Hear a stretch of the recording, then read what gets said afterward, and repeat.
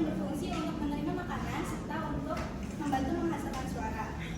Lalu yang kedua ada gigi. Nah, pasti dalam mulut manusia terdapat gigi.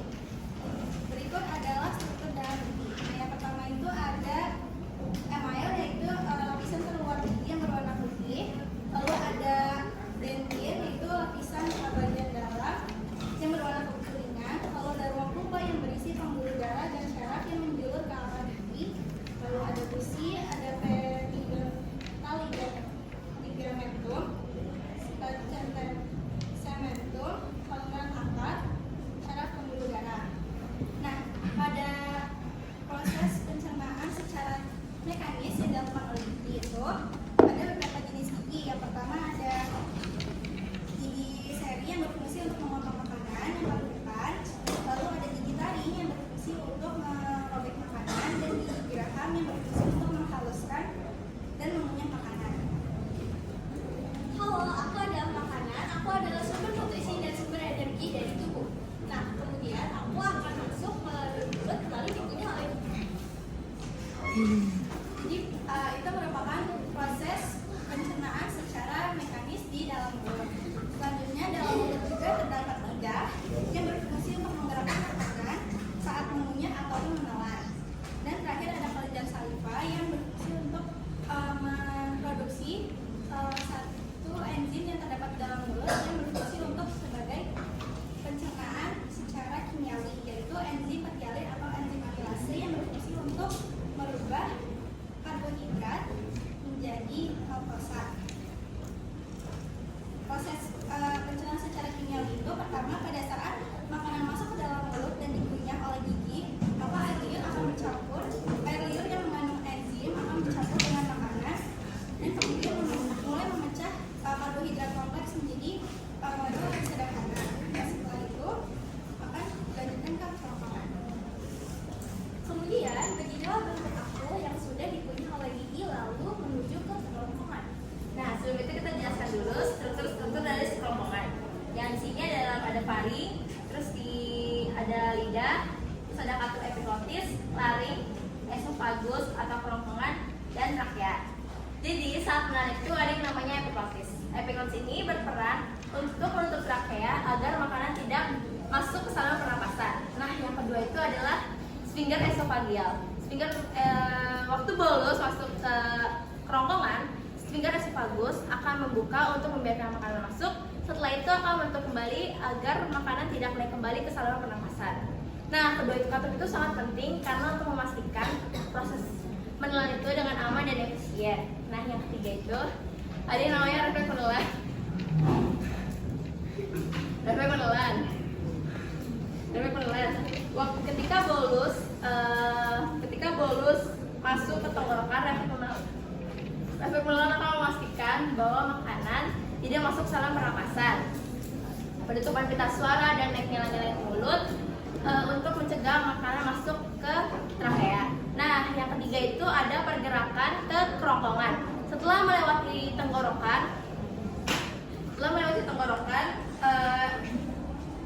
di sini tuh otot-otot berkontraksi secara biorama atau peristaltik untuk mendorong makanan masuk ke menuju lambung. Lanjut ke lambung. Di lambung terdapat 5 bagian. Yang pertama ada kardiak. Kardiak adalah bagian lambung yang paling atas yang berfungsi untuk mencegah makanan agar tidak naik kembali ke kerongkongan. Lalu yang kedua ada fundus. Fundus adalah bagian atas lambung yang berfungsi untuk mencerna dan mencampur makanan dengan enzim. Lalu yang ketiga ada badan lambung. Badan lambung adalah bagian paling penting di lambung yang berfungsi untuk mencampur makanan dan memproses menjadi kim. Lalu yang keempat ada antrum. Antrum adalah bagian bawah lambung yang berbentuk melengkung yang berfungsi untuk menampung kim dan memproses disalurkan ke usus halus. Lalu yang terakhir ada Pilorus. Pilorus adalah bagian bawah lambung yang memiliki sfertik pilorus, yaitu jaringan otot yang berbentuk cincin untuk membuat kantung. Lalu kita masuk ke lapisan. Terdapat 4 lapisan pada lambung.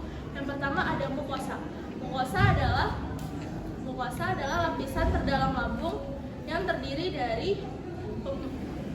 dari kelenjar lambung dan mengeluarkan getah lambung. Lalu yang kedua ada submukosa. Submukosa adalah lapisan di atas mukosa, yaitu lapisan yang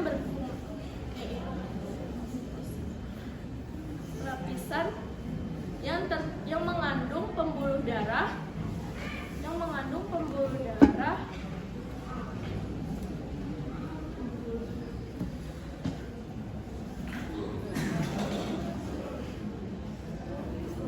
dan saraf.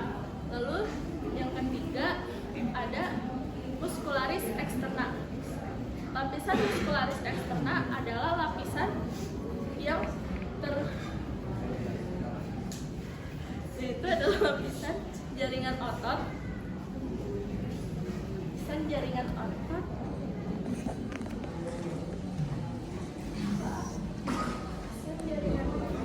Lalu ada yang terakhir lapisan serosa. Lapisan serosa adalah lapisan jaringan yang terikat. Lalu lanjut ke usus halus. Sebelum lanjut ke Jadi sebagai makanan aku akan dicerna di dalam lambung itu dengan 2 macam pencernaan, yaitu yang pertama ada yang mekanik dan juga ada yang kimiawi. Nah, yang mekanik sendiri itu dicerna dengan cara serum peristaltik yang mengubah bulus menjadi kim atau bubur. Nah, sedangkan kalau yang kimiawi itu dicerna oleh getah lambung.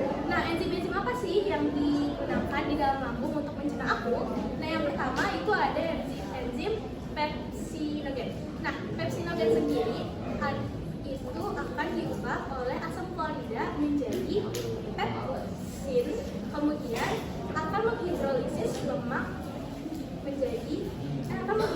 protein menjadi peptid. Lalu yang kedua itu ada peptid. Peptid sendiri itu mengubah protein menjadi pepton. Lalu ada renin. Renin ini biasanya ada di lambung bayi yang mengubah protein susu atau kaseinogen menjadi kasein, yang biasanya digunakan untuk mencerna susu ASI. Lalu yang ketiga ada enzim lipase. Nah, lipase itu digunakan untuk menghidrolisis lemak menjadi asam lemak dan juga gliserol. Lalu ada HCl juga di dalam lambung. HCl ini gunanya untuk membunuh kuman yang dibawa oleh aku, kemudian untuk menghasilkan pepsinogen. Kemudian aku lanjut ke usus. Sebelum lanjut ke usus halus, pankreas merupakan bagian dari pencernaan. Pankreas menghasilkan enzim untuk mencerna karbohidrat, protein lemak, serta hormon insulin dan glukagon untuk mengatur gula darah. Tidak hanya pankreas, tapi juga berfungsi untuk menghasilkan empedu, untuk memecah lemak, menyaring racun dari darah, menyimpan glukosa dan vitamin. Selanjutnya dari usus halus terbentuk yang terdiri di antara lambung dan usus besar. Pada usus halus terjadi gerakan peristaltik dari sirkuler dari peristaltik longitudinal dari sirkuler yang menggunakan atau di usus ke arah bawah di sepanjang saluran. Pada usus halus berfungsi untuk mencerna makanan secara kimiawi dengan enzim-enzim yang berasal dari kelenjar usus, pankreas, dan empedu yang berasal dari hati. Pencernaan ada gayanya tahu aja. Secara kimiawi adalah proses yang melibatkan enzim pada pencernaan untuk memecah molekul makanan kompleks menjadi molekul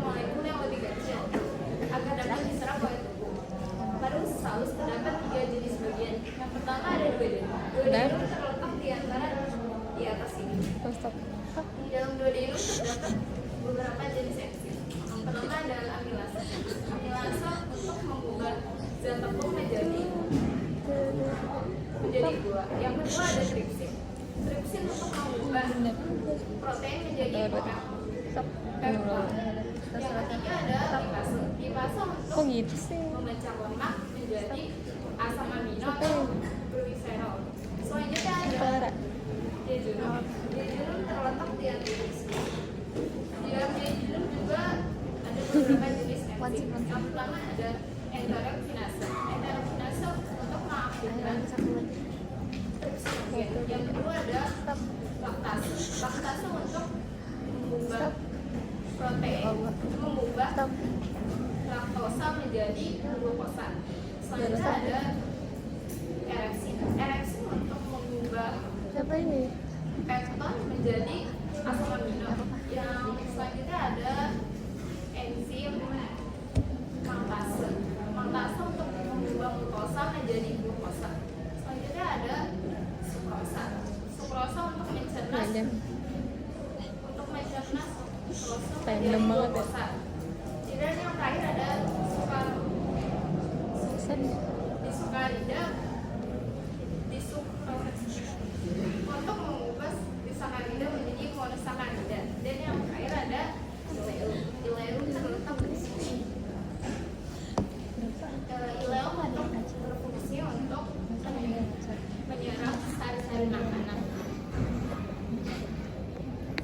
Asam amino dan juga monosakarida akan diabsorpsi, lalu sedangkan asam lemak akan didifusi, sedangkan air, vitamin, dan mineral yang terkandung padaku akan diosmosis di dalam usus.